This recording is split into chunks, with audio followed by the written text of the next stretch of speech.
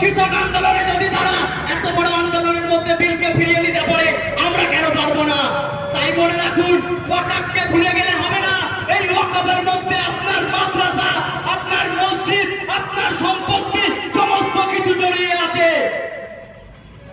যেভাবে রাজ্যের শাসক দলের নেতারা ওয়াকফটাকে চুরি করে খাচ্ছিল, এমন কিছু নেতা মন্ত্রী আছে যারা ওয়াকফ সম্পত্তি পুরো বিক্রি করে দিয়েছে তাদের নিজেদের সম্পত্তি মনে করে। সেই বিষয়ে আমার আগে একজন বক্তা বলছিলেন এবং আরো অনেকজন বক্তা বলবেন, শুনবেন আপনারা তাদের কথা। আমি তার সাথে আরেকটা কথা বলি, যেটাকে নিয়ে আজকে এখানে আমাদের প্রতিবাদ সভা, যে বাইরের রাজ্যে কিভাবে বাঙালি পরিযায়ী শ্রমিকদের অত্যাচার করা হচ্ছে সেটা আপনারা খুব ভালো করে জানেন। সোশ্যাল মিডিয়ায় দেখতে পাচ্ছেন, বাংলায় কথা বলা কোনো পরিযায়ী শ্রমিক আর নাম যদি তার মুসলমান হয়ে যায় তাহলে তাকে সহজেই বাংলাদেশি দাগিয়ে দেওয়া যায়। আমরা গণতন্ত্রের চতুর্থ স্তম্ভ বলে থাকি সংবাদ মাধ্যমকে।